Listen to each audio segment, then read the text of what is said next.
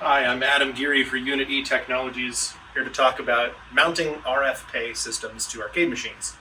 So every arcade machine is a little bit different, and some of them will have cutouts for bill validators. Those are the easiest things to use if you have one.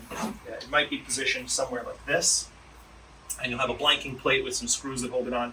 If you can remove that, you can just fit these right in there. This is how the RFpay units typically come.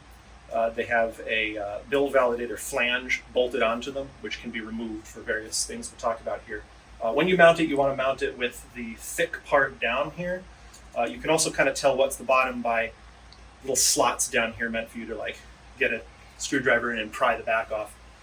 So you'll mount them in that way. You remove the blanking plate, slip it in from the back, and screw it back in with the mounting plate's hardware. Hooking it into the electronic system is another discussion. But if you don't have that option, and you just have this standard style coin acceptor slot, there are a few different things you can do. This is a Suzo HAP standard. They're very common in the US and North America in general. They made a lot of them, but there might be other styles. If you want to mount to that, what you have to do is basically remove this whole thing. Let's come around and see this here.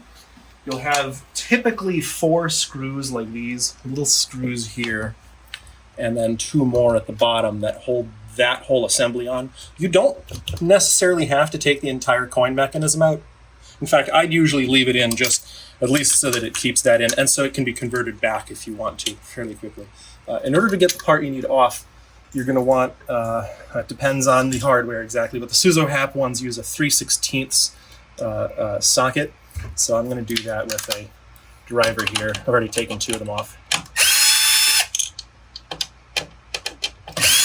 And there's a whole lot of little bits here that might fall out, so try to catch that. And you'll want to store this safely. If you're not using coins anymore, a convenient place to put it is inside the coin door. I'm just going to set it aside for now. You won't need those screws. So now you're left with a hole here and the coin return flap. You can remove that if it annoys you, or you can just leave it in there. This is going to be how you get the wires through. So we have our new system here. We're going to want to take it apart to bolt it in here. So you'll want to squeeze these and unplug the wire. Most of these will have little retaining things here. I don't know if you can see this against the white background. See if you can see the end on maybe this one over here. See how there's a little wedge there? You've got to squeeze that, and then you should be able to lift up on the board if I don't push on it at the same time. An easier way to do that might be with some needle nose pliers. So squeeze that and lift, and that pops off. If you don't like those little retaining things, you can remove them at your leisure. You'd basically just pinch them and pull them out and rip them out.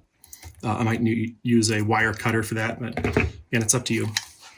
So now with this thing here, we'll want to remove the other end of the wire here. Again, you pinch these and pull that out. And we're going to want to get the bill validator flange off. So let's take our screwdriver again with a standard Phillips head.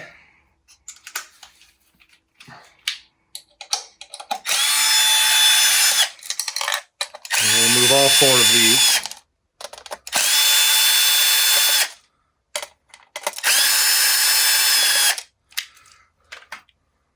You'll want to keep the screws and the lock washers, so take those and set them aside. You don't necessarily need the spacers here. You can throw those out if you want. I totally dropped a lock washer inside there. There we are. So we'll keep those around. So this is the enclosure by itself. If you want to flush mount it to something, you can drill holes. If you don't want to drill holes, you can tape it. There's a few different ways you can do this. If you're going to be flush mounting it though, one important thing to note is you're going to have to take off the retaining clips on one side of the ribbon cable.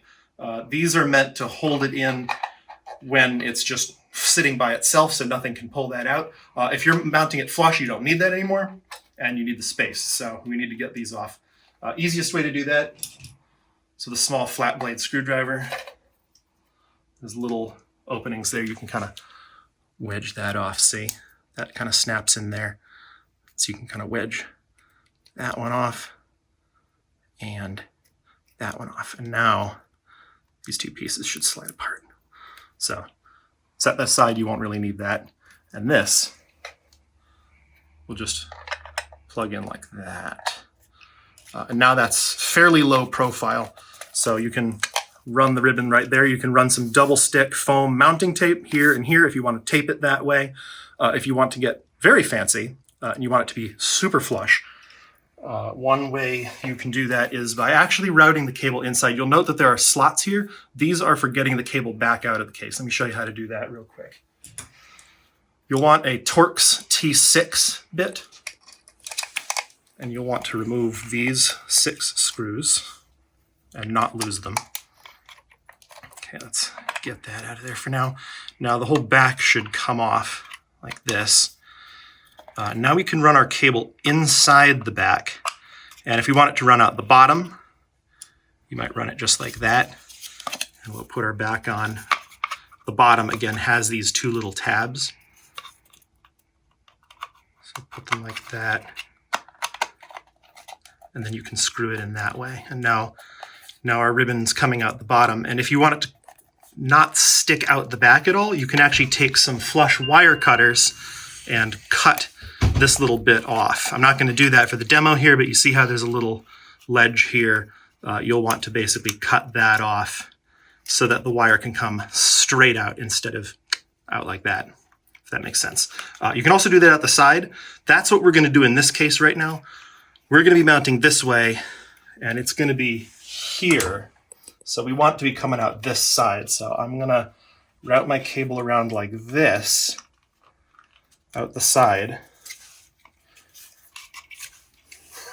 And go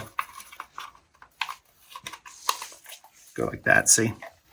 So now this is all flush here, and that cable's coming out the side. Now we're going to have to screw it all back in.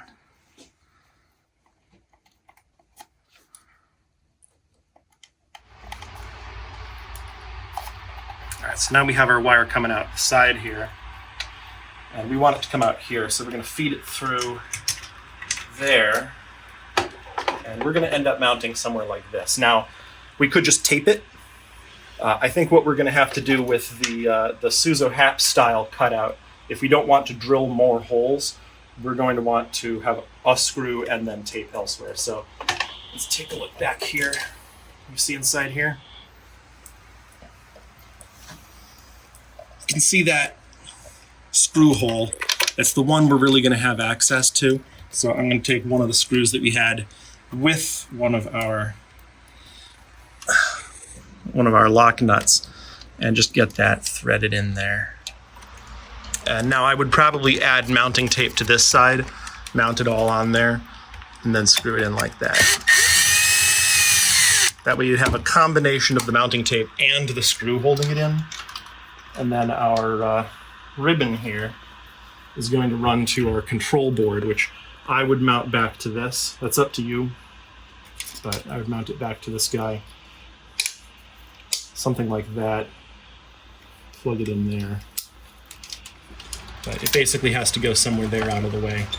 And then that should hold that on there. If I were you, I would drill the holes to mount it in there, but if your machine is collectible, you don't want to do anything like that, mounting tape should be okay. I would just use at least one screw hole wherever you can. Now, if you have an Asian style machine like the one behind me here, things can actually get a little bit easier. Many of these have this style of coin acceptor, and these, when they come off, they leave a very large hole, and that's much easier to work with. So let's take a look at how we will deal with that. Grab a new unit here. We'll unplug that again. We're gonna have to remove this again. That, take that off. Now, what we're gonna do is we're gonna use this whole flange to clamp it in there. So we'll take this off again.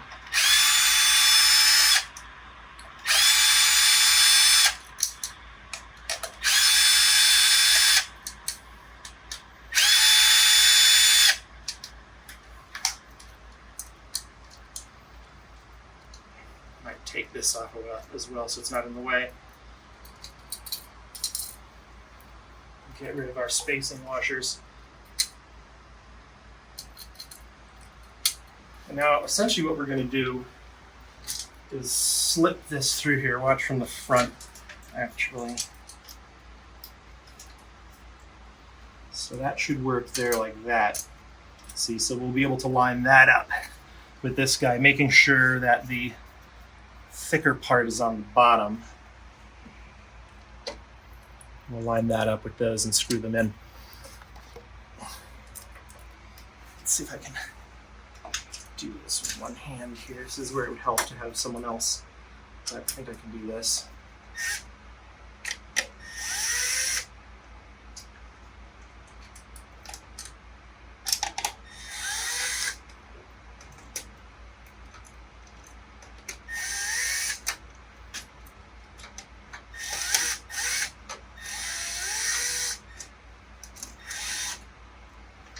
There we go.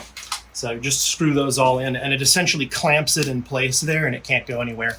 That's a pretty decent way to do it. If you want to maintain the aesthetic of the machine, you might paint the backside of the aluminum bracket that it has to match that, or just put some white tape or something like that on there. And then once you have that in there, let's come around to this side. So we've got our whole flange there, and we can just mount this directly to it. So let's put our ribbon cable in there, pop this right on, and then we just plug right in. And then you can start working on actually hooking these into the control system for each arcade machine, which is probably a separate video.